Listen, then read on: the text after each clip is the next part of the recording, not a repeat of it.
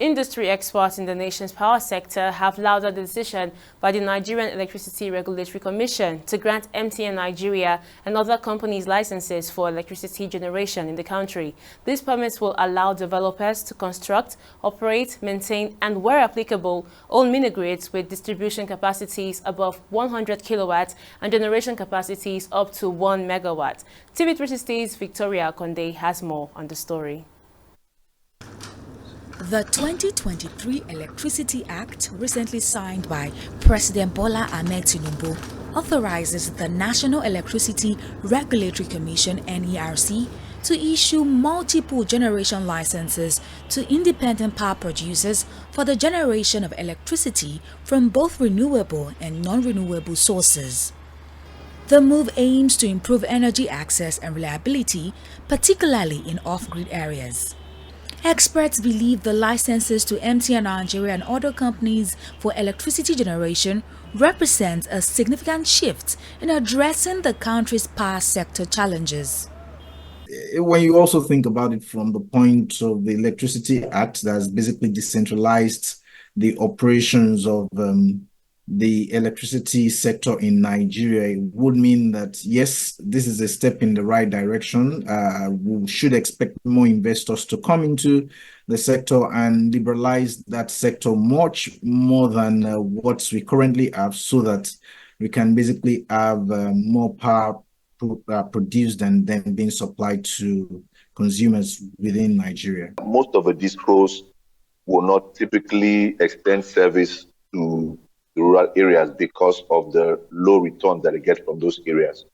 Okay, low returns in terms of the tariffs that people in those areas are willing to pay, and the absence of industries in those areas that would serve as a backbone for their revenue generation.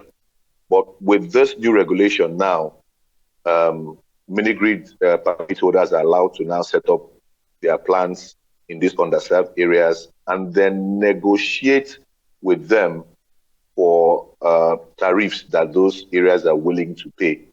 Although the licenses will play an important role in meeting the growing energy demands of various regions and industries in Nigeria, some say the move is not the only solution to the country's electricity problems. But there are some customers who are on Band A who, even though they are enjoying improved supply, they really cannot afford these tariffs. You've seen examples with the universities that are complaining. Okay, our hospitals are complaining. So as I said, it's a Hydra-headed solution. The government has to boost generation capacity.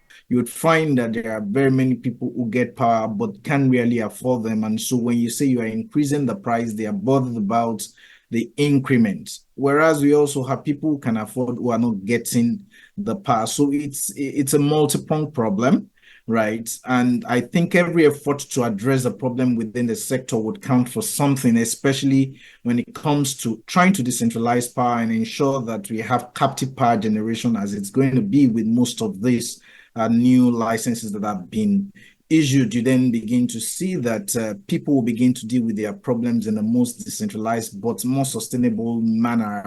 The permits, along with other reforms, are expected to boost Nigeria's power sector's competitiveness, financial viability, and service delivery. But experts are quick to warn that the effective coordination among states, the NERC, and stakeholders is critical for successful implementation. Victoria Akonde, TV360 Lagos.